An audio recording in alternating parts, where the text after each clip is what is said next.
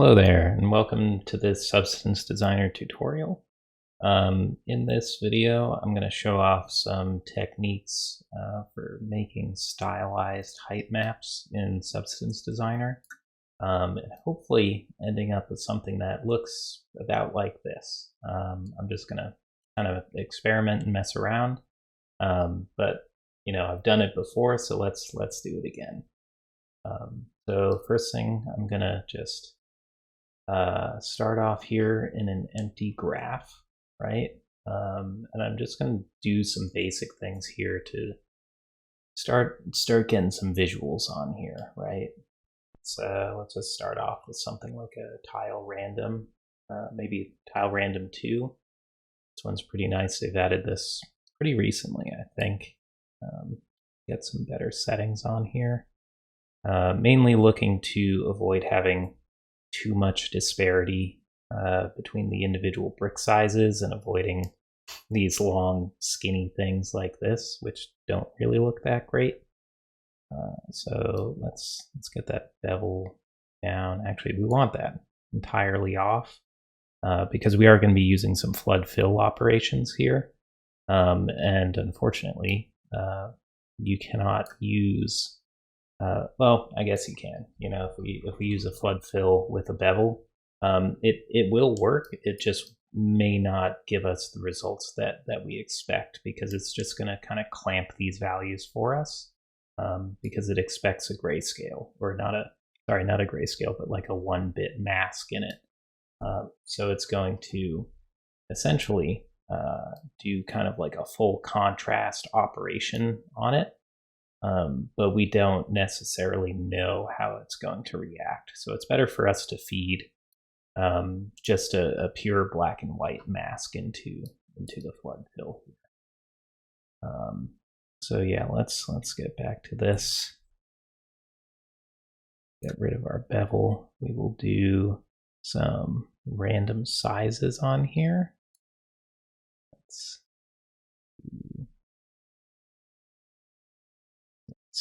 scale random, right? So this way we're starting to get some nice gaps between these.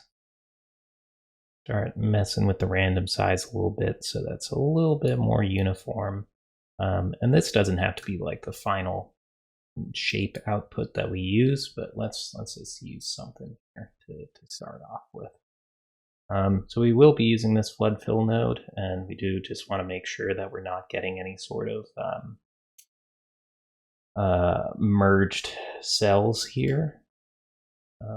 But first off, just again to see what's going on, I am going to add that bevel right back in, even though we didn't want that. This is mainly just so that we can start visualizing something on here. For some, our AO wasn't plugged in. That's why the visuals here were pure black. So we're just going to pretend this is kind of our final height map output. Let's get an ambient occlusion coming off of there. And I actually like to use a mix of the HB AO and the, what's the other one? The ray tracing AO. I can't really actually see the difference here. Well, yeah, we can. It's getting really dark. Let's pull that max distance down and adjust the scale here. Just gonna blend these two things together, but not. That doesn't look great right now, but we'll get there.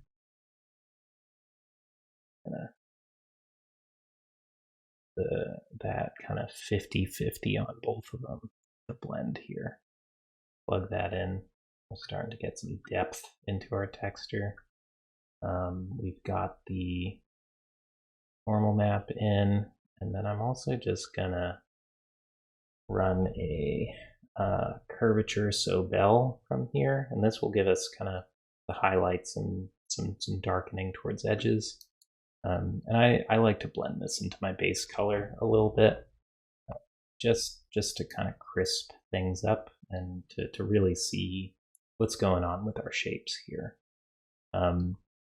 when you go to do that, you'll see this red line here.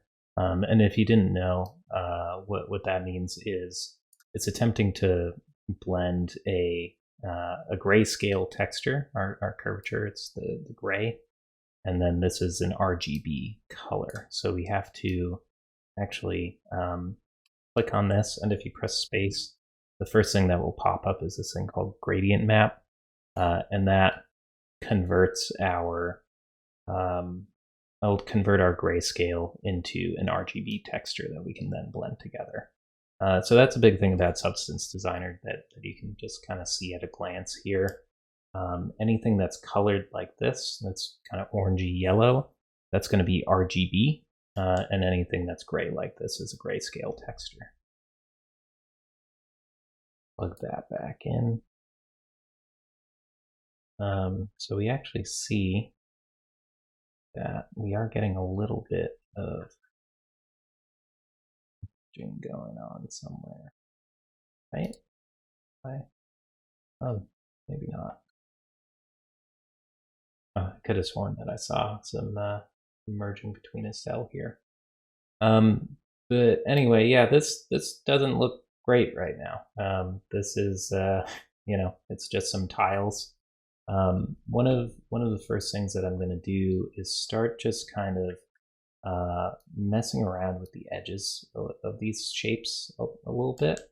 And one of the best ways to do that is, or at least one of the best ways that I've found to do that, is by having access to this flood fill node.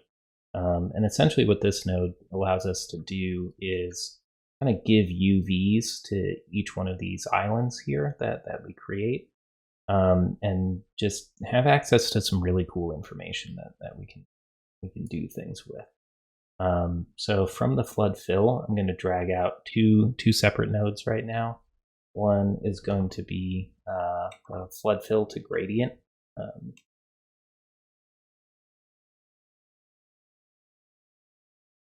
Right, which is going to give us these gradients, and then flood fill to random color, or random grayscale, sorry. So this one just gives us kind of a random grayscale mask that we can do some cool things with. You know, you could potentially just kind of blend this in to your height map to, you know, get some different height tiles going on in here, right? Plug that in. You know, and that's probably going to affect our AO a fair bit too. You know, if we go in here,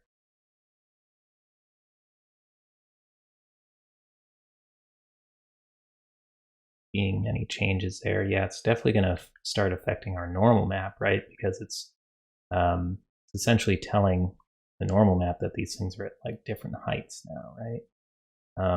So already that's starting to give us a little bit nicer variation in here, right? So that not everything is just like the same exact strength. And this is where we're starting to kind of make things look a little bit less procedural, right? And that's one of our main goals here, right? Is when you're doing stylized texturing, you kind of want it to look handcrafted, right? You don't want it to look like a robot made it, even though kind of it's what we're doing. So yeah, let's start layering on these different elements to make that happen. You know, one of that first steps here is this kind of random grayscale texture that we've got. And this is actually going to come in handy in so many different ways. But yeah, let's start adding some kind of chipping to some of these edges. And what I'm going to do here is I'm actually going to create 4 of these nodes. These gradients here. And I think I learned this technique from one of Daniel Thiger's videos. He is an incredible substance designer, and he's got some really great tutorials on kind of the basics of Designer. So if you haven't watched those, you should definitely check those out. So what I did here is I'm just kind of changing the angle of all of these. And you don't have to make them precise. And then I'm just going to mess with the angle variation on them a little bit. Start messing around with these, getting them all kind of all over the place. And then the next thing I'm going to do here is I'm going to blend these things together. So I'm going to do these two, and then I'm going to do a min darken. And that gives us this kind of ridge in the middle of here. I'm going to copy and paste this and do the same thing down here. And since we're doing a darken function, we're going to just do an auto levels after this. It's really subtle, right? But it kind of brings our values back in range here. And then I'm going to do that with this one up here. And then we're going to blend these two together. Right? And this looks a lot more complicated than it is. Sometimes designer just be like that. But now we're just going to do another min darken. Sorry, not max lighten, min darken. And you see now we've got like almost like these pyramid style shapes. Can do another auto levels here. And from this, we're going to do one of my favorite functions here is the histogram scan. And what this allows us to do, we kind of select a position on our height map, and we can also adjust the contrast, right? So you can do a lot of really cool stuff with this. I'm going to leave my contrast alone. I'm just going to kind of push my position up a lot. And kind of what we can see going on here is some really cool stuff. It's almost like some edge sculpting, right? If we just kind of plugged this in,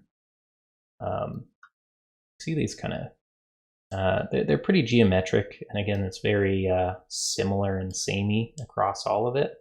But we're getting some really cool edge breakups here. So let's take this one, right? And what I'm going to do, right, is like going to be a little messy, but I'm just going to duplicate this entire thing here. And this way we just get a different variation of what we had. So I'm just going to change the random seed on all of these so that we get a different pattern output here, right? And you can see the difference in that. It's pretty drastic. We're just going to get another one of these. And let's actually just change our position on this to be a little bit higher. Okay, so one of the next things that I'm going to do here to kind of start blending this edge chipping in and seeing how it looks and making some decisions is using this flood fill to random grayscale here. Like I said, this is kind of one of my favorite functions. And what we can do from that is a histogram scan again. And as we kind of scroll up through the position here, we can see just kind of how powerful this node is going to be for us, because it allows us to do a lot in terms of like individual islands and individual bricks, right? And kind of choosing what we want to happen across our entire graph, right? You know, so if you have that contrast all the way up, you can be like, oh, I literally would just only want this to affect 3 bricks or 7 or like, you know, a certain percentage, right? And then if you dial that contrast back, then you also start adding variations of strength in there rather than just kind of a binary, right? So we can really see that in action here when we use it to control the blend between these two. So what I'm going to do is I'm actually going to, you know, make this a lot more extreme, right? This example in terms of the differences. So we got some kind of cool stuff going on. I'd say those bevels are a little too big for my taste, but you know, for this example, right, we can up this contrast, right? And now it's just going to be like a 0 or 1 thing. It's either going to be, we have the big old chunky bevel, where we've got the smaller chunky bevel, right? As we scroll up through these, we're changing the weighting, right? Of do we want more or less of each type, right? And then, okay, we put it towards the middle. It's 50-50 pretty much. And then we can start getting more shades of gray in there, right?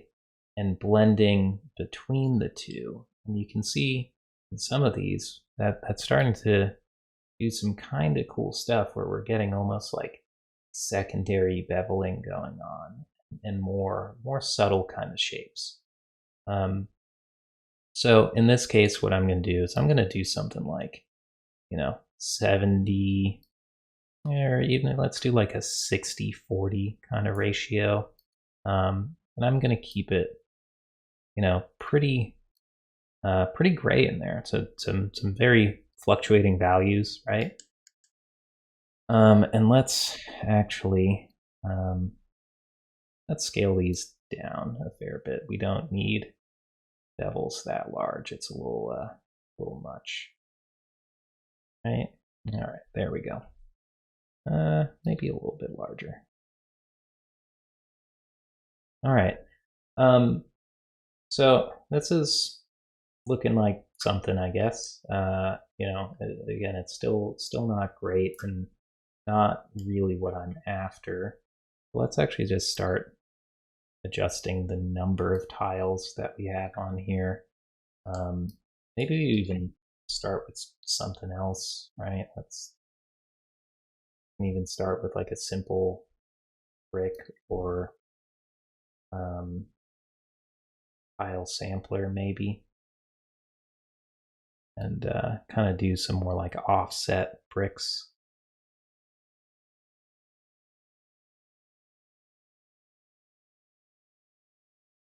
Something like 0.9 here, just so we get those lines again. Maybe 4 by 8, like that. And then we're just going to want to offset.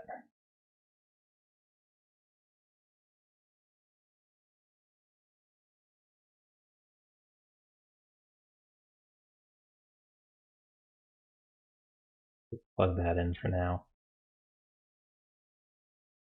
Giving that something kind of cool. Again, some of those bevels looking a little big. Let's dial those things back a bit.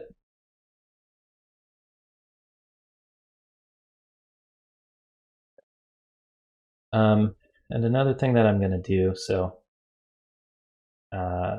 we're kind of creating this height map here. I'm actually just going to do another random grayscale here, and do a different random seed just so that we're getting more randomness from this. Do another histogram scan from there, and I'm just gonna use that as a strength blend into the base shape, right? So that the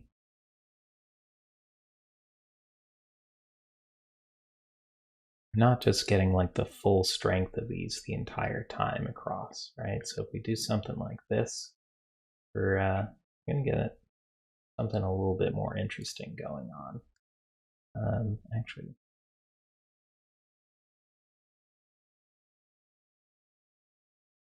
and I think for this that I do want every brick to have something, just not everything. Looking all right. So those bevels are do something there. And I guess another thing that I want to get in here as well is just like basic bevel, kind of like we've got going on here, right? But again, these are all just so samey, right? And we can do a lot better than this. But let's just blend in this basic one first and see how that goes.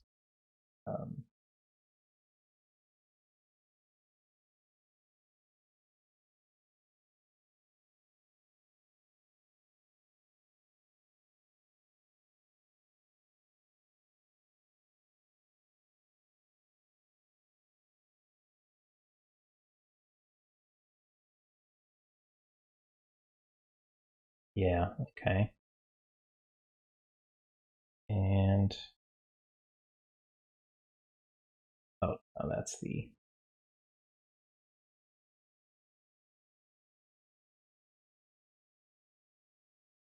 So now we're getting some that are just kind of basic here.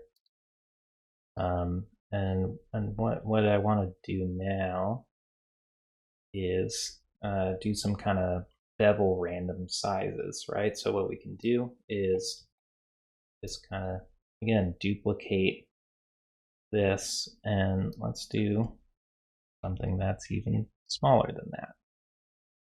So about half the size, and and get our trusty random grayscale again. You know, yeah, it might be sensing a pattern here. Do histogram scan. Use that as a blend, or use that as a mask in a blend. Ooh.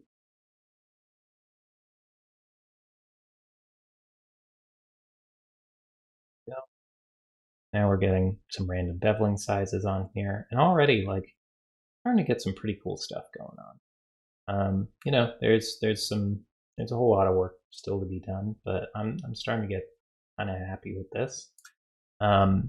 One big thing that's really going to help us out in terms of our stylization and what's going on here. There's a node that I'm going to drag in that is not part of Designer by default. This is something that you can get off of ArtStation. I will add the link to it in the description of this video. It's by Matthias Schmidt, and he's made this awesome node that is dilation or erosion. And what this allows us to do is to take height maps that we've kind of generated through this flood fill method and push these bricks kind of back together, right, to minimize some of the gaps, right? And this is something that I absolutely love and really helps us to, again, find us a little bit closer to the style that we're looking for. One big thing that we are no longer getting in here now is any sort of height variation between these bricks. So that's something that I'm just gonna kind of quickly blend in on top. The end here, we can just use one of these. Just gonna do something like that.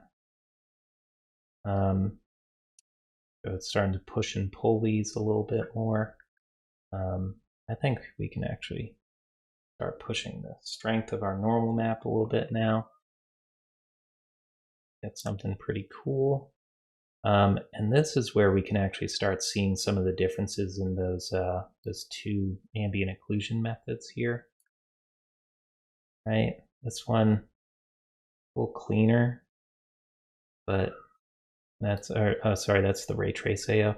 The ray trace AO actually has like a little bit of graininess to it, and then the HBAO is a little bit cleaner. It doesn't have that graininess, and I find the two of them combined, you know, you get something in between. It's something super subtle, and might not really do much in the scheme of things by combining these, but it's just something that I've done for a while. Another thing that we can start doing here, again, it's going to be very subtle, is instead of using this normal node, I've been actually starting to use the height to normal world units node here. And they're going to do pretty much the same thing by default, right? These are actually very similar in intensity, right? But we'll definitely notice kind of where these edges are. That if we turn this sampling method from standard to Sobel, it actually kind of does almost like a little anti-aliasing on our edges here and softens these kind of 1 pixel lines a little bit. And this isn't going to matter too much. I mean, I'm at 4096 right now, which is kind of absurd, right? Like, you know, I generally author my textures at half this size. I don't even know why it's set to this right now, but you know, and it's something that, again, very subtle, barely even going to notice here, but I just have kind of done it for a while. Let's actually just bring this down to 2048. It might be more noticeable there. We go between the two of them, right? It wasn't even set to Sobel, right? So it thickens things up a little, I think, and softens them in a way that I tend to like. Okay, so we've kind of blended a little bit of height into here. I'm going to push that a little further. And then another thing I'm going to do is I'm going to do a new flood fill to grayscale mask here and flood fill to gradient. And our graph is getting a little messy here because I'm a monster.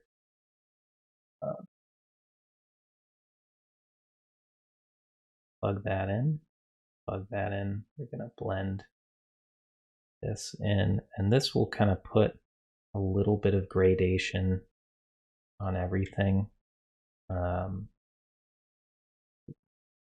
That's going to start giving us some nice kind of layering effects as we push these out, right? So you can see kind of where we're starting with these bricks, and then what happens as we start just pushing them together a little bit. We're getting some really cool stuff going on.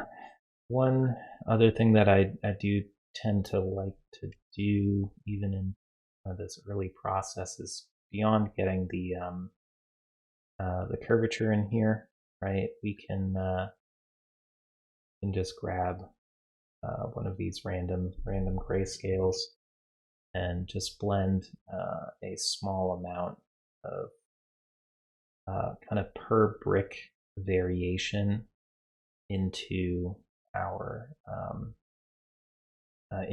texture. One thing that we will run into, and I haven't necessarily figured out the best way of solving this, right, is when we're kind of okay, well, actually, let's see one of the problems first, right? If we just kind of blend this in, right, we're going to have these very distinct black lines as we, right? To, again, convert that to a gradient map. But we just kind of multiply this in, right? We're going to have these very distinct black lines that don't necessarily match up with our now dilated version of our brick, right? Because these elements are overlapping slightly. So usually what I end up doing is just kind of dilating the mask a little bit. And this is going to have a little bit of the opposite problem in that it's going to overlap into other bricks in ways that might also not make sense. But I kind of prefer this, and you know, I often it might seem a little lazy or something, but I just kind of chalk that up to stylization, right? You know, where the artist has kind of painted the texture a little sloppy, and it's just not matching up perfectly. And honestly, it seems to be good enough most of the time. So yeah, we got a little bit of variation in there now. And I think kind of next up here is just to start getting in like a little bit of smaller scale variation in these. And then, well, I guess another thing too would be large scale variation, right? And that's one of the fun things about this program is we can mess around with that stuff at pretty much any time. I think let's just start getting some individual size random in here. And you know that might mean that we then have to kind of go back to our dilation and mess with some things afterwards, but you know. And we can always kind of swap between them and see how things are looking between them. Actually, one thing I am going to do just to make my life easier here as we're doing this is let's kind of keep our dilation iterations the same. So this is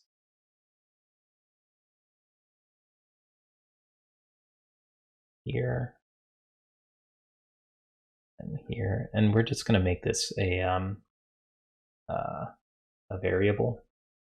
Okay.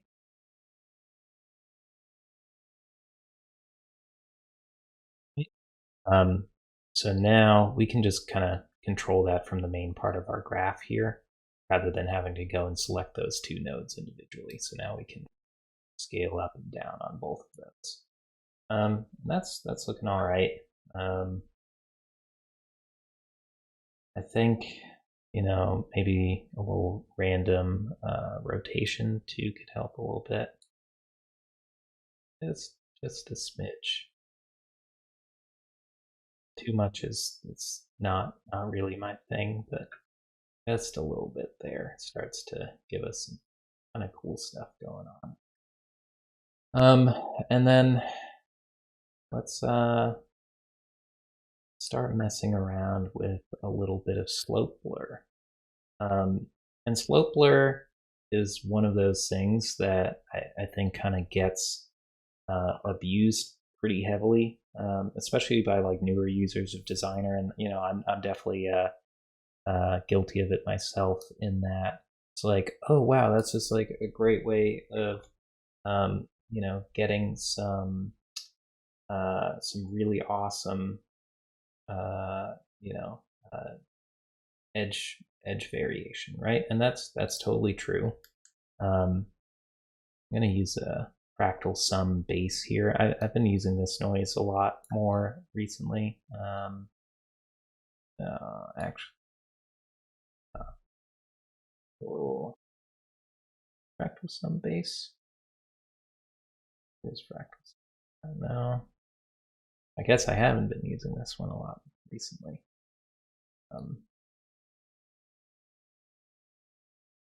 Oh yeah, here we go. Yeah, okay, they just changed the node a little bit in this version. Where, yeah, so in this you can kind of dial in your noise a little bit, which is nice. So let's do that. Then we're going to just kind of up the samples on these, you know, change the intensity, and this is where I plug one of my Substance Designer nodes that I've made, which I just call Better Slope Blur. And all this node does, it's the same exact thing, but you don't have to go and set your defaults. Like, it just is already set to 32 samples. The intensity is actually a slider that makes some sort of sense, rather than this nonsense that I have never used an intensity this high ever, and like this slider is so big. So I use my version of the node here, which is a much smaller version of that slider. I generally will use min for a lot of the stuff that I do. But again, this version of the node, it's the same thing. It's that node inside of it, just with better results, right? So this is something that I see a lot of people doing, where it's just like they do something and then they just kind of apply it to their entire graph, right? And again, I was very guilty of this when I started as well. And one of the things that I found, you know, is if you want to make your material look a little less substance designery or a little less kind of robotic, you just got to make sure that if you're doing a function, you're not doing it to every part of your graph at the same intensity. And that's why I love, the flood fill to grayscale, random grayscale, and then the histogram scan technique, right? I joke about it, but like this is like 90% of what I do in the program now. It's just drag those nodes out, because you can find like a level of chipping that you're liking, little bits of detail, things like that, and then you just blend it back in, but you just don't do it at the same intensity, same strength across your entire graph, right? And oftentimes I do try and separate like edge damage versus face damage, right? And you can do that by doing probably an edge detect, I guess. It would probably be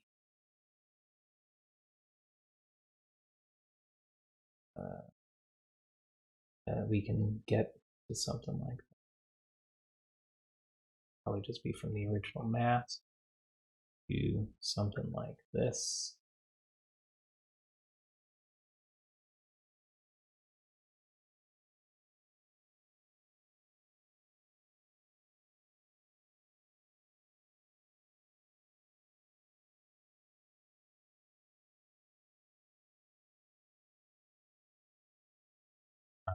So yeah, what we're doing here is we're doing this kind of random grayscale that is then being masked by this edge detect, so that it's only kind of affecting our edges there. And we can scale that edge up a little bit, and we can adjust the roundness, right, to that sharper or not, right? There's a lot of control that we can get in here. Yeah, and that's actually looking kind of cool, right? And honestly, I would probably just do very similar kind of thing here, just with kind of larger scale stuff going on. So let's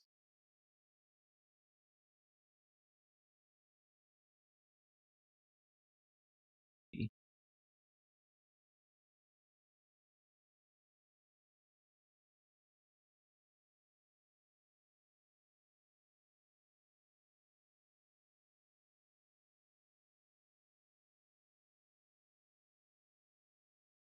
And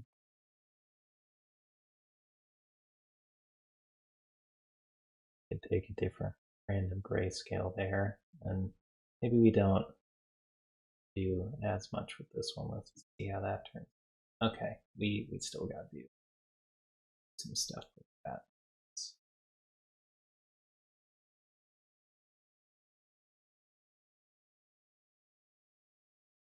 Okay. Oh.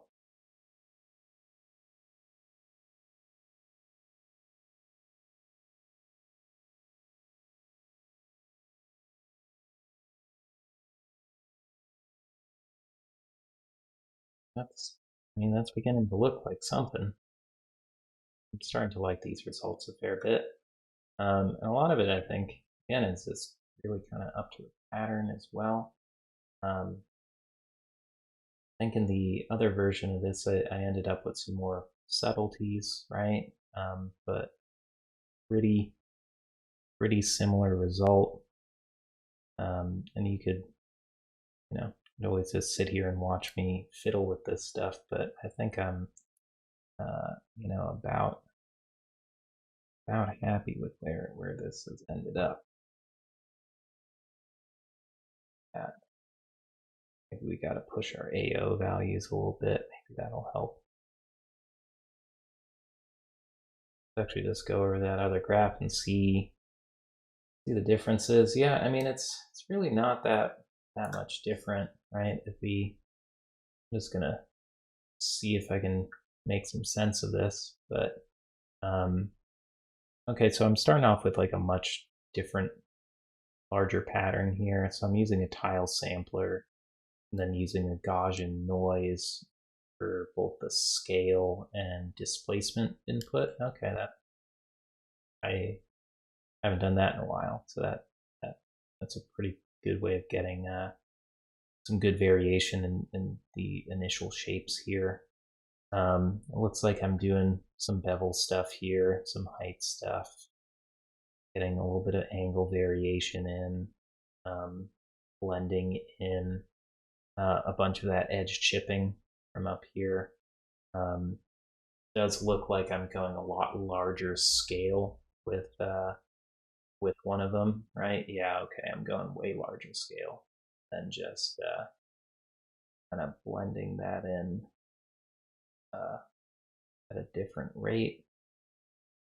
Go in here, yeah, doing a slope blur for Gaussian noise, yep, and doing a dilation, doing an auto levels, got our normal map there, using the height to normal world units with the Sobel, got some AO, that's pretty much it. So, I mean, yeah, I would say I like the results of these ones a little bit better here, but I probably spent more time on them. But it's pretty much the same stuff going on. So yeah, I hope that was helpful in some ways. If you have any questions about anything on this, feel free to reach out. And I hope to be doing more of these in the future. So yeah, thanks for watching.